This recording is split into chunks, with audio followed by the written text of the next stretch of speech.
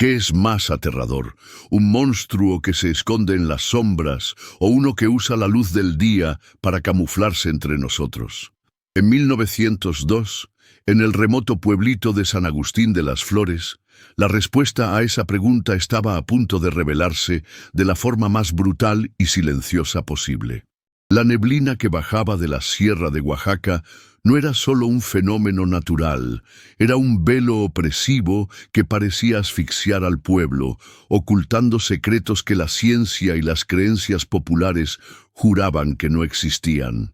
Para los leñadores, aquel día prometía la rutina agotadora de siempre, pero lo que encontraron, escondido en la densa maleza, era algo tan fuera de lugar que desafiaba la propia realidad.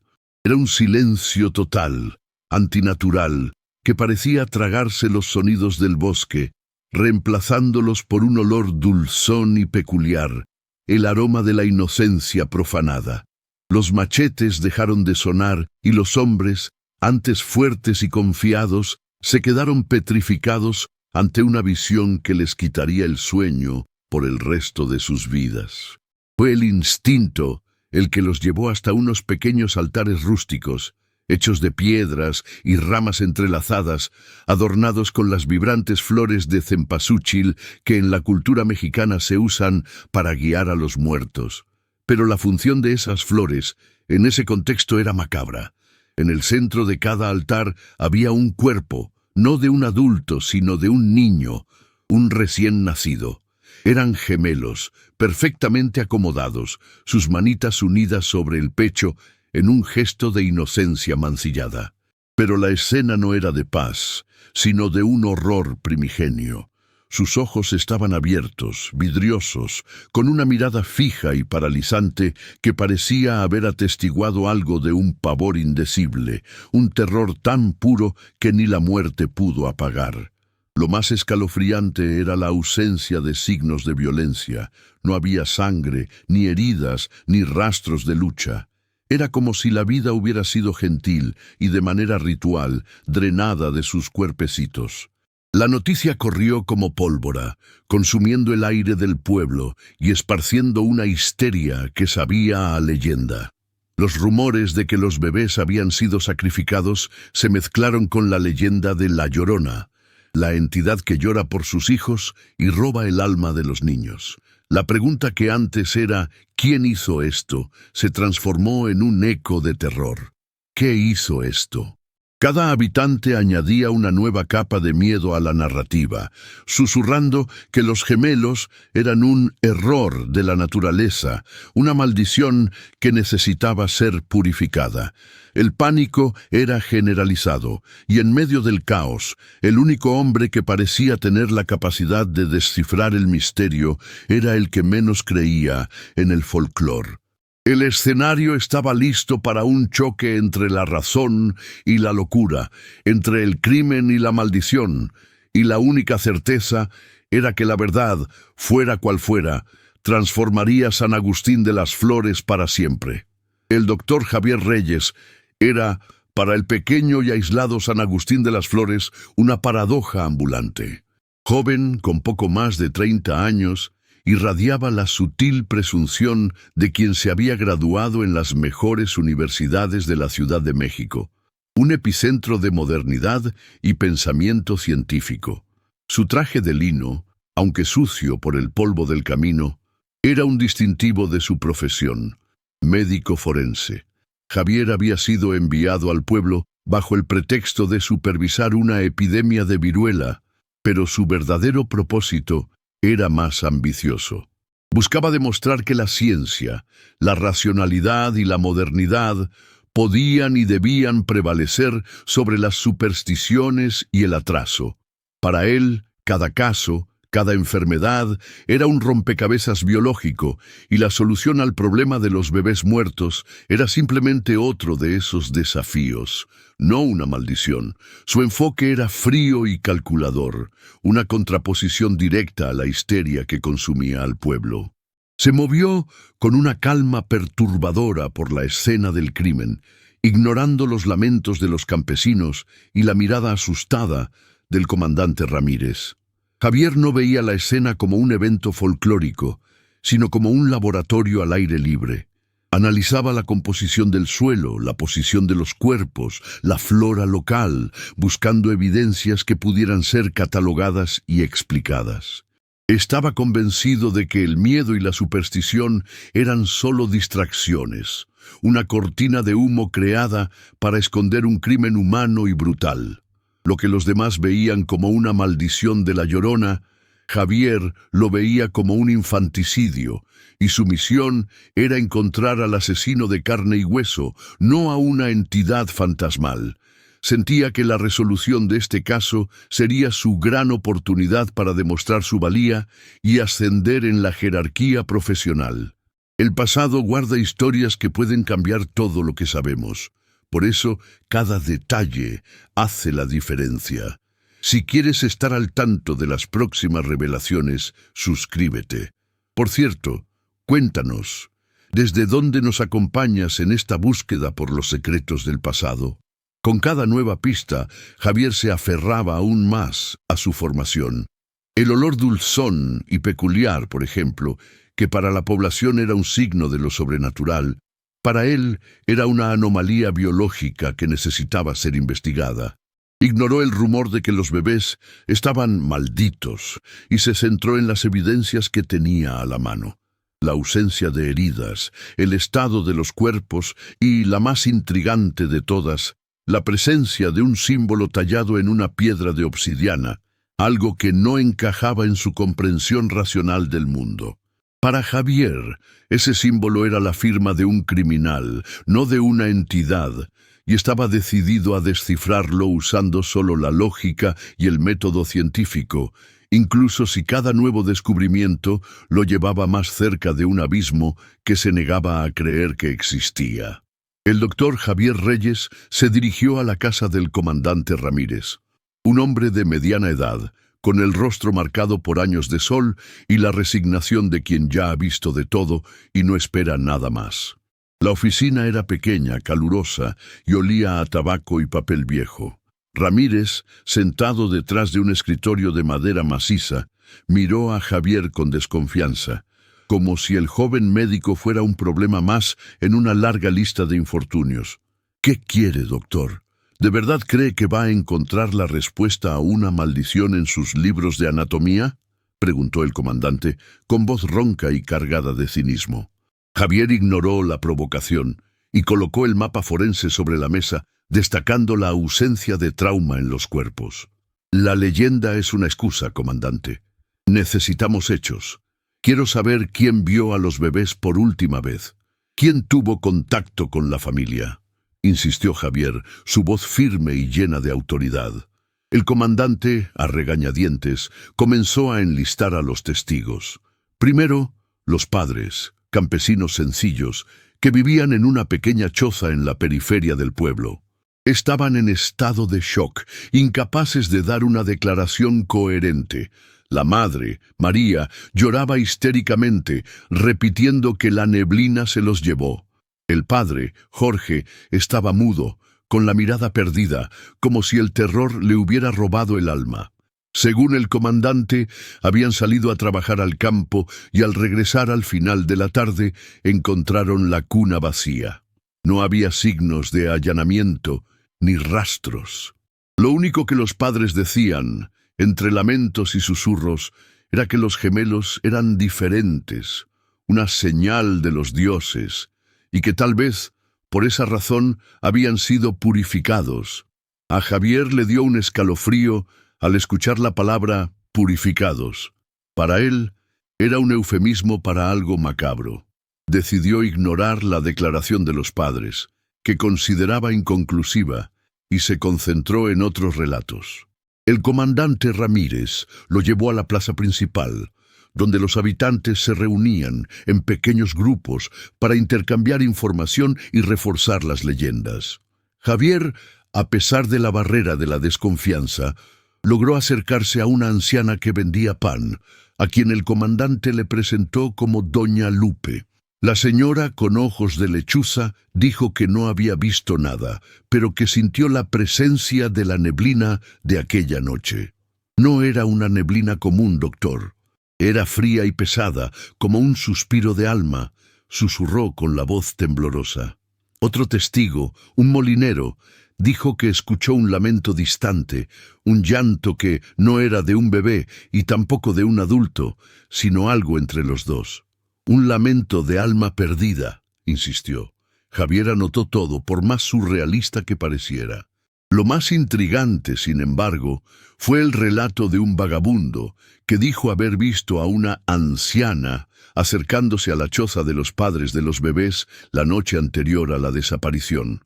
La describió como una mujer vestida de negro, con el rostro cubierto por un chal que se movía con la gracia espectral de la neblina. No era la Llorona, doctor, yo sé. Era una mujer de verdad, pero que tenía la tristeza de quien ya murió hace mucho, concluyó, y la duda, por un instante, se infiltró en la mente escéptica de Javier. La información era fragmentada y confusa. Javier se sintió frustrado. Con cada nuevo relato, la línea entre la realidad y el folclore se volvía más tenue. El comandante Ramírez intentaba cerrar el caso, alegando que era un accidente y que la histeria popular era solo una reacción al luto. Pero el médico sabía que había algo más. Fue a la capilla del pueblo, un edificio antiguo y silencioso, buscando al padre. El religioso, un hombre de semblante cansado, solo confirmó lo que todos ya sabían. Los gemelos, doctor, son una señal, un error. La naturaleza a veces se corrige sola. El padre, sin embargo, evitó hablar de la leyenda de la Llorona, y eso llamó la atención de Javier. ¿Por qué un hombre de fe, que debería repudiar la superstición, estaba tan reacio a negarla? Javier decidió ir en contra de la voluntad del comandante y visitar la casa de los padres. La pequeña choza era oscura y húmeda, y el aire allí adentro parecía haber sido drenado. María, la madre, estaba sentada en un rincón, meciendo una sábana vacía, con los ojos rojos e hinchados. Javier lo intentó de nuevo, con un tono más amable. María, necesito que me diga exactamente lo que pasó. ¿Dónde estaban cuando salieron? La mujer, con voz de susurro, dijo que su marido estaba en la milpa y que ella estaba en el arroyo lavando ropa. Dijo que antes de salir sintió el olor a incienso y a flores de cempasúchil dentro de la choza, algo que no era común. Fue un presagio, doctor, un presagio de muerte, repitió. El padre, Jorge, estaba afuera, reparando una cerca.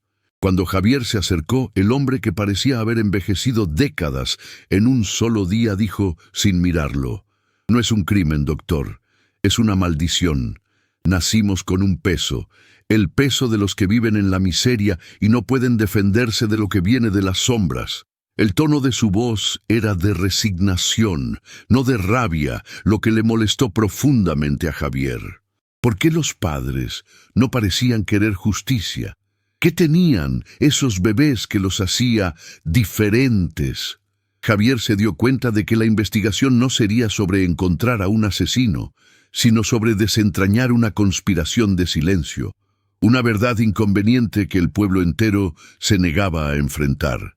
La neblina no era lo único que escondía la verdad en San Agustín de las Flores. Javier regresó a la escena del crimen. La luz del sol había reemplazado la neblina, pero el olor dulzón y peculiar seguía en el aire. Volvió a inspeccionar los altares, y esta vez con más atención. Pasó las manos sobre las piedras, examinando cada hueco y cada musgo. En una de las piedras, aplastada bajo las ramas y las flores, encontró algo que se le había escapado en la primera inspección, un símbolo tallado en la superficie lisa y negra de una piedra de obsidiana. Era una mezcla de un tridente y una espiral, algo que nunca había visto en sus estudios de historia o medicina. El símbolo, aunque pequeño, era increíblemente detallado y parecía haber sido hecho con precisión. ¿Qué era aquello? Una firma, un amuleto. La mente racional de Javier entraba en cortocircuito. El comandante Ramírez, impaciente, le insistió que ignorara el objeto, alegando que era solo otro amuleto supersticioso. La gente aquí hace estas cosas para alejar el mal de ojo, doctor, dijo, intentando cerrar el asunto. Pero Javier sabía que no era el caso. La precisión del tallado, la forma del símbolo, era diferente a cualquier artesanía local que había visto. Sostuvo la piedra en la palma de la mano y el calor del objeto parecía ser un recordatorio del terror que impregnaba el lugar. La búsqueda del criminal, que antes era una cuestión de método forense, ahora se transformaba en una cacería a algo que se negaba a ser categorizado, algo que existía en la frontera entre lo real y lo místico. Y Javier, incluso con su escepticismo inquebrantable, comenzó a sentir un escalofrío que no tenía nada que ver con el frío de la sierra. Lo que la ciencia no podía explicar, la superstición tal vez sí. Pero, ¿a quién debía recurrir para entender lo que tenía en sus manos? Una sola persona en el pueblo poseía el conocimiento de las leyendas y rituales locales. Doña María, la curandera. Javier, a regañadientes, sabía que la necesitaba. Pero el comandante Ramírez le advirtió que era arisca y desconfiaba de cualquiera de fuera. «No lo va a ayudar, doctor. Odia a la gente de la ciudad. Cree que trajimos la decadencia a San Agustín», dijo. A Javier no le importó. Su necesidad de respuestas era mayor que su antipatía por las creencias folclóricas. Decidió ir a la casa de Doña María, una choza escondida en la ladera de la montaña, envuelta en una neblina que parecía permanente. Tocó a la puerta y el sonido hueco hizo eco en el silencio opresivo de la tarde. La puerta se abrió lentamente, revelando a una mujer anciana, con el rostro arrugado y ojos que parecían haber visto 1000 vidas y 1000 muertes.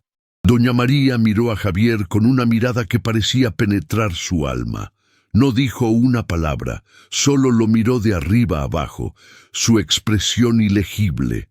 Javier, con el símbolo en la mano, explicó lo que había pasado y le pidió su ayuda. La curandera se rió, un sonido seco y sin humor. «Usted quiere mi ayuda para probar que la ciencia tiene la respuesta, ¿verdad? Cree que la razón puede explicar todo, pues se equivoca, doctor. El mundo no está hecho solo de hechos y números», dijo con voz ronca y llena de sabiduría ancestral. «Lo que usted tiene en la mano es un peso, no una prueba. Es la firma de un mal que existe desde antes de que su ciencia naciera. Es el símbolo de quien roba la vida para sí mismo. Se está metiendo con algo que no entiende y eso le puede salir caro». La advertencia de Doña María, en lugar de asustarlo, solo atizó la curiosidad de Javier. Estaba convencido de que el conocimiento de la curandera era la única forma de entender el símbolo. ¿Quién es el autor del símbolo? ¿Quién lo creó? «Necesito saber», insistió. Doña María suspiró, un gesto de resignación. «¿Cree que es el primero en intentar desentrañar este misterio? La historia se repite, doctor, y los muertos a veces vuelven para atormentar a los vivos», dijo enigmáticamente. La conversación terminó allí, pero Javier salió de la choza con una certeza.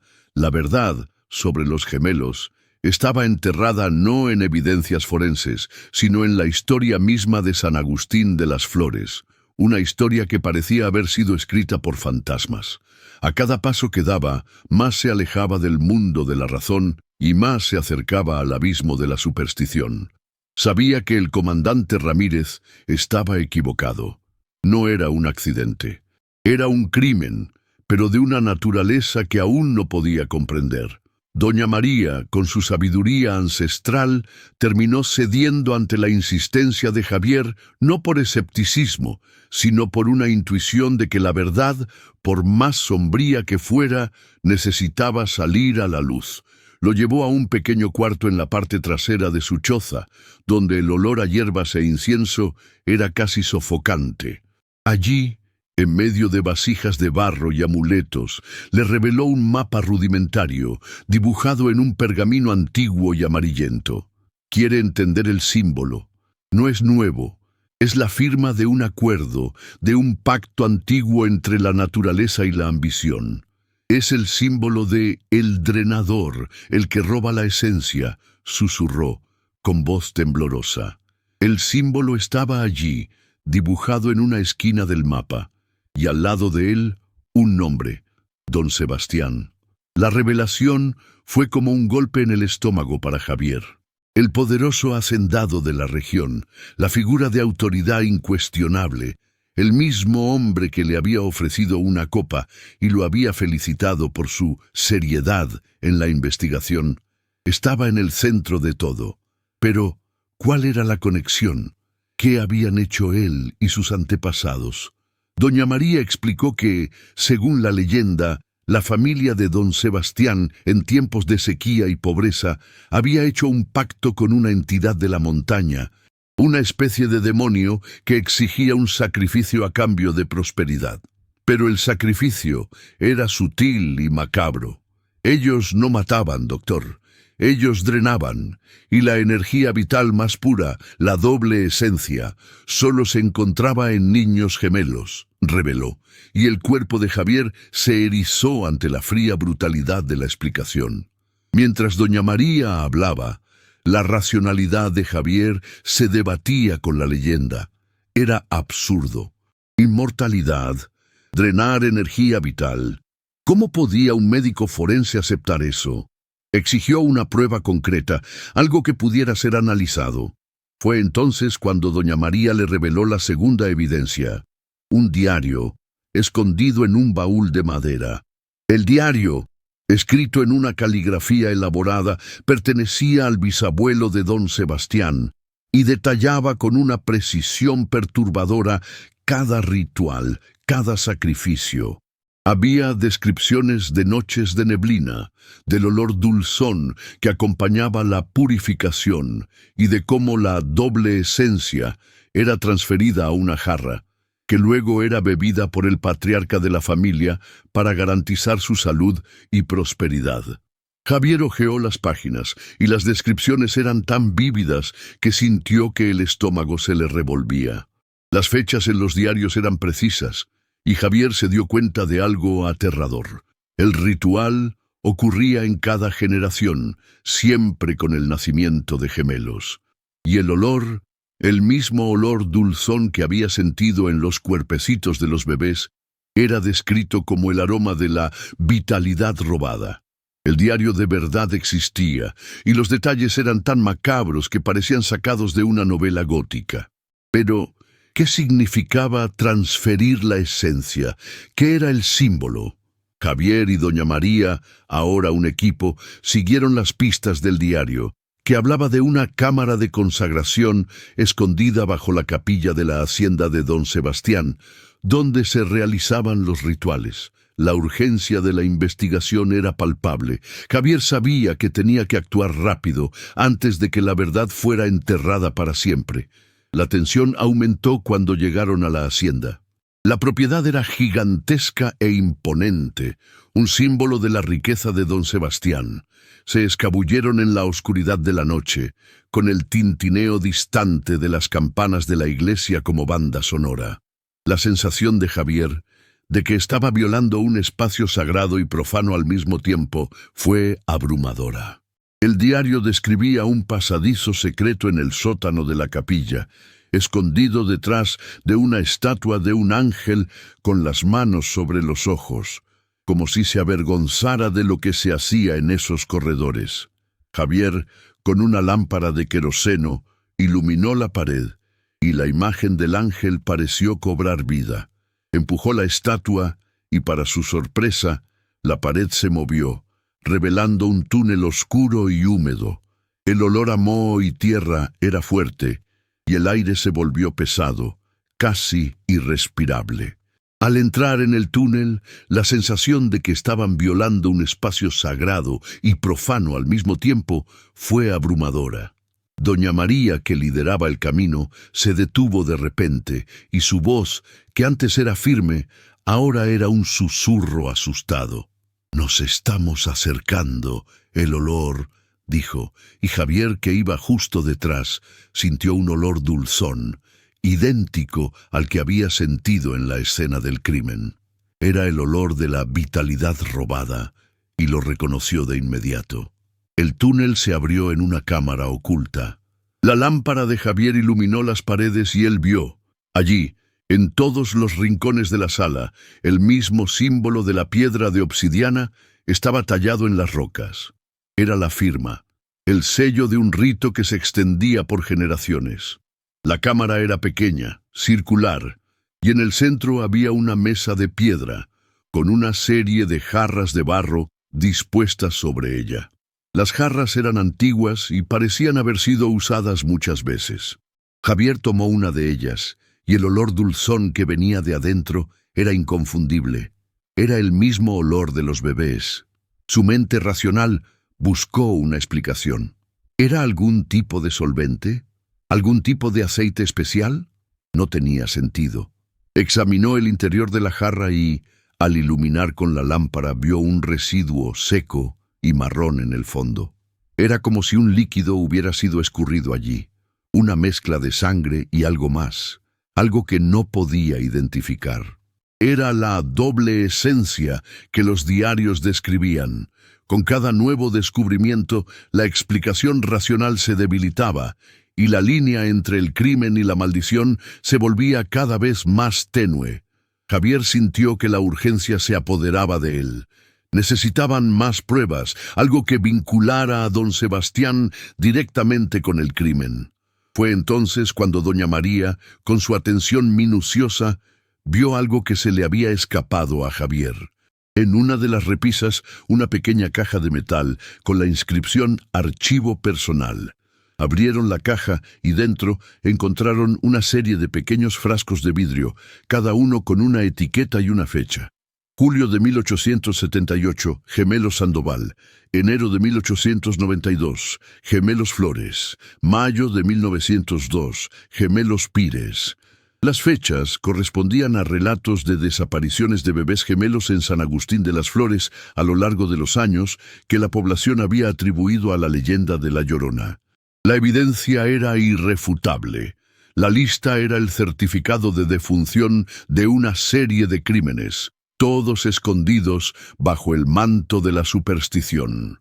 El descubrimiento de que don Sebastián estaba involucrado en un ritual de sacrificio que se extendía por generaciones, y que el símbolo era la firma de ese pacto macabro, fue un momento clave para Javier. El escepticismo que lo había guiado hasta allí fue reemplazado por una sensación de horror y urgencia. Sabían que don Sebastián no solo estaba ocultando un crimen, era un monstruo y tenía que ser detenido. Javier tomó los frascos, los diarios y el mapa, y doña María lo miró con una expresión de preocupación. «Usted va a exponer la verdad, pero la verdad a veces es más peligrosa que el silencio», dijo. La jornada de ellos acababa de empezar, y el siguiente paso sería confrontar el mal cara a cara. La neblina que envolvía San Agustín de las Flores no era lo único que escondía la verdad. El mal estaba allí, en la figura de un hombre poderoso y respetado, y su búsqueda de inmortalidad había costado la vida de decenas de bebés. La lucha de Javier había dejado de ser sobre probar un punto y se había convertido en una lucha por la justicia, por la venganza y por todos aquellos que habían sido silenciados por el poder. La verdad es un peso pesado, y Javier, incluso con su escepticismo, se dio cuenta de que la línea entre la locura humana y el mal era tenue. La evidencia en sus manos era la prueba de que La Llorona no era una leyenda, sino una excusa, una cortina de humo que la élite del pueblo usaba para esconder un crimen repugnante. Él y doña María sabían que el tiempo se estaba agotando. Necesitaban exponer la verdad, no solo para la justicia, sino para poner fin a ese ciclo de horror. El comandante Ramírez, con su terquedad, había sido una barrera. El padre, con su fe ciega, había sido una distracción. Pero don Sebastián era el monstruo, y estaban a punto de enfrentar el peligro de frente. La historia de San Agustín de las Flores estaba a punto de ser reescrita, pero esta vez con tinta de sangre y el lamento de aquellos que fueron víctimas de la ambición. Con cada paso, Javier sentía que su mundo, el mundo de la razón y de la ciencia, se derrumbaba, y en su lugar surgía un universo de horrores que se negaba a creer que existía. La cacería había terminado, y el enfrentamiento final estaba a punto de comenzar. El mal, al final, no estaba en las leyendas, sino en la mente del hombre. Javier miró los frascos en su mano, cada uno representando una vida robada, un sueño deshecho. El olor dulzón era un recordatorio constante de la atrocidad. Este es el mal, doña María. No es un fantasma. Es la ambición de un hombre, dijo, su voz llena de repulsión. La curandera asintió con la cabeza. Y el mal del hombre, doctor, siempre es el más peligroso, porque no le teme a nada, ni a Dios, ni a la muerte, respondió. La alianza forzada entre el médico escéptico y la curandera, que había comenzado con desconfianza, ahora era una unión de propósito. Habían encontrado la verdad, y ahora su misión era exponerla a la comunidad, incluso si eso significaba poner sus propias vidas en riesgo. El plan era simple: confrontarían a don Sebastián en público durante la fiesta de la cosecha y expondrían sus crímenes para que todos los pudieran ver. La venganza, sabían, sería la única forma de traer paz a los bebés que fueron brutalmente sacrificados. La noche parecía más oscura de lo normal. Javier y doña María se acercaron a la hacienda, donde el sonido de música y risas venía de dentro. La atmósfera de alegría para ellos era una fachada, un disfraz para el mal que existía allí. La valentía de Javier, que antes era una cuestión de deber profesional, ahora era una cuestión de justicia moral. Sentía el peso de cada vida que fue robada, y su misión era poner fin a ese ciclo de horror. ¿Está listo para lo que viene?, preguntó doña María, su voz calmada y serena. Javier asintió.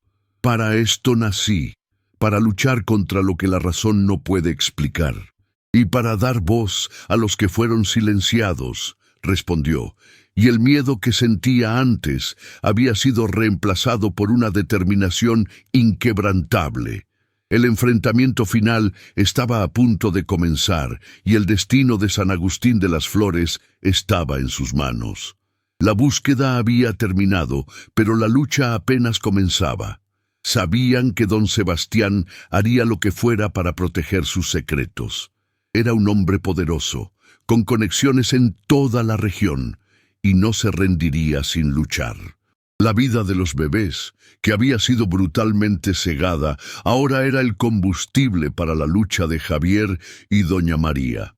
Habían encontrado la verdad, y ahora tenían que asegurarse de que fuera contada. El legado de la Llorona, la leyenda que antes era una fuente de miedo, ahora sería una fuente de fuerza para la comunidad. Porque la leyenda, al final, no era sobre un fantasma, sino sobre el verdadero monstruo, la ambición del hombre. Y la verdad, finalmente, había sido revelada. La fiesta de la cosecha en la hacienda de don Sebastián era un espectáculo de opulencia e hipocresía. En medio de la música a todo volumen y el baile frenético, Javier y doña María se movieron como sombras, cargando en sus brazos el peso de una verdad que podría hacer estallar al pueblo. Javier llevaba los diarios y los frascos, doña María el mapa antiguo. El aire estaba pesado, no solo por el calor, sino por la tensión que emanaba de ellos. Se acercaron a don Sebastián, que reía y bebía, su figura imponente y carismática en total contradicción con el monstruo que realmente era. La orquesta dejó de tocar. Un silencio súbito y opresivo se apoderó del patio. Javier levantó los frascos y los diarios, su voz resonando entre la multitud que se reunía curiosa. «Nos invitó a su fiesta, don Sebastián», comenzó, «pero la verdad es que este lugar está bañado en sangre». El hacendado, con una sonrisa de burla, intentó ignorarlo, pero Javier continuó. Su voz se volvía más fuerte con cada palabra. La leyenda de La Llorona no es un fantasma, es una farsa, un disfraz para los crímenes de su familia. El símbolo en la piedra no es un amuleto, es la firma de un ritual. El olor dulzón no es el olor de la muerte, sino de la vitalidad robada de niños inocentes. La multitud, que antes estaba indiferente, comenzó a murmurar. Los murmullos se transformaron en un rugido de indignación. Javier abrió el diario del bisabuelo de don Sebastián y leyó en voz alta, y con cada palabra la máscara de civilidad del hacendado se deshacía. Leyó sobre la transferencia de esencia, la purificación de los bebés gemelos, la búsqueda de la inmortalidad.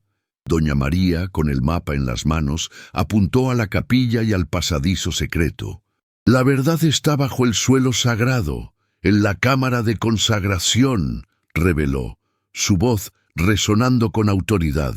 Don Sebastián, furioso, intentó callar a Javier, pero era demasiado tarde.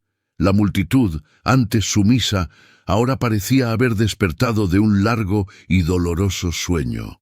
La revuelta era palpable. El hacendado, dándose cuenta de que su fachada se había derrumbado, intentó escapar, empujando a la gente para abrirse camino. Pero el pueblo, antes asustado, ahora estaba lleno de una furia antigua y justa. Los campesinos, con los rostros iluminados por una mezcla de rabia y justicia, rodearon a don Sebastián. Estaba acorralado, su arrogancia reemplazada por un terror primitivo. Gritó, vociferó, pero sus gritos fueron ahogados por los de la multitud que pedía por justicia, por venganza. Los que trabajaron en sus tierras por generaciones ahora eran sus jueces. La multitud, en un movimiento al unísono, avanzó sobre él. Don Sebastián intentó luchar, pero era uno contra todos. La rabia reprimida de una vida entera de opresión explotó en un acto de venganza popular. Fue arrastrado fuera de la fiesta, sus gritos perdiéndose en la oscuridad de la noche. El pueblo, con los ojos fijos en una justicia que ellos mismos tenían que hacer, se lo llevó a la plaza principal. La imagen de don Sebastián, el poderoso señor de tierras, siendo sometido y arrastrado por aquellos a quienes consideraba inferiores, fue la prueba final de que la verdad, por más sombría que fuera, siempre encuentra una manera de salir a la luz. El sonido del tintineo de las campanas de la iglesia, que antes era una melodía fúnebre, ahora parecía un toque de redención. Javier, con los diarios en las manos, miró a doña María. El pueblo lo supo todo el tiempo, susurró, y la curandera asintió. El mal no se puede esconder para siempre, doctor. La naturaleza siempre encuentra una manera de equilibrarse, respondió. El escepticismo de Javier, que había sido su principal arma, ahora era un peso. Se dio cuenta de que la línea entre el crimen y la maldición era, en realidad, la línea entre la cordura y la locura del ser humano. La leyenda de La Llorona no era el problema, sino su excusa. Y el verdadero monstruo, el que se escondía en las sombras y robaba la vida, era la ambición de un hombre. El desenlace, aunque brutal, era necesario. El pueblo de San Agustín de las Flores, que había vivido bajo el manto del miedo y la superstición, finalmente encontró la verdad y con ella el valor para levantarse contra la opresión. Don Sebastián, el monstruo de carne y hueso, fue juzgado por sus crímenes, no por un tribunal, sino por aquellos que fueron más brutalmente afectados por ellos. La historia del pueblo había cambiado para siempre, y lo que antes era un misterio de fantasmas, ahora era un recordatorio de lo que el hombre es capaz de hacer cuando la ambición se convierte en un demonio. La leyenda de La Llorona, la mujer que llora por sus hijos, finalmente encontró su verdadera voz. La voz de un pueblo que lloró en silencio por años. Javier, que había llegado al pueblo buscando pruebas científicas, se fue con una nueva comprensión del mundo. Su búsqueda había sido exitosa, pero el costo emocional fue alto. Ahora sabía que la ciencia y la creencia podían coexistir, y que el mal podía disfrazarse de las formas más inesperadas. Su misión de civilizar a San Agustín había fallado, y en su lugar él había sido transformado. La neblina del pueblo, que antes era una presencia opresiva, ahora parecía llevar el lamento de todas las vidas perdidas. Ya no era solo un médico forense, sino un guardián de la verdad, alguien que había aprendido la lección más importante de todas, que la justicia, a veces, necesita más que hechos, necesita valentía. El monstruo fue revelado y el pueblo finalmente estaba en paz. Después del tumulto, el silencio que se instaló en San Agustín de las Flores ya no era un silencio de miedo, sino de alivio. Don Sebastián fue confrontado por la justicia popular, llevado a un destino que la historia oficial del pueblo jamás registraría. La multitud, antes apática y dominada por el miedo, se dispersó. Pero el sentimiento de victoria y de liberación flotaba en el aire. La farsa de la leyenda de La Llorona, que sirvió como una cortina de humo para los crímenes de la élite por generaciones, fue desenmascarada. Los padres de los bebés, que antes estaban mudos de horror, ahora tenían una verdad, dolorosa pero liberadora, que les permitiría llorar por sus hijos con dignidad y con un propósito. El pueblo se unió en el dolor, y la unión trajo la fuerza para enfrentar lo que estaba por venir. El comandante Ramírez, con el rostro pálido y la expresión de quien fue forzado a enfrentar una realidad en la que se negaba a creer, fue el primero en acercarse a Javier. No dijo una palabra, pero su expresión, una mezcla de arrepentimiento y de sorpresa, era suficiente. El escepticismo que los había separado ahora era el puente para una nueva forma de respeto. El comandante tomó los diarios y los frascos de las manos de Javier, sus movimientos lentos y cuidadosos, como si estuviera sosteniendo no solo la prueba de un crimen, sino la historia de todo un pueblo. Ya no eran solo un médico y un policía, sino cómplices de una verdad que nadie más podía esconder. La justicia para ellos no era sobre arrestar a un hombre, sino sobre exponer una verdad que traería paz a los muertos y esperanza a los vivos. Javier, que había llegado al pueblo con la arrogancia de la ciencia, se despidió con la humildad de quien había atestiguado el lado más oscuro de la humanidad. Su jornada no fue solo sobre desentrañar un crimen, sino sobre desentrañarse a sí mismo. Entendió que el conocimiento científico era una herramienta, pero que la verdad, la verdadera esencia de las cosas, estaba en un lugar que los libros no podían describir. Él y doña María se despidieron. La curandera, con su sabiduría ancestral, le dio una última lección. Usted vino para probar que la ciencia puede explicar el mundo, pero se va de aquí sabiendo que el mundo es más que la ciencia. La vida y la muerte están conectadas, y el mal, doctor, el verdadero mal, es la ambición del hombre que no respeta ni la vida ni la muerte. Susurró, y su adiós fue como una bendición. Javier partió hacia la capital, con una nueva misión.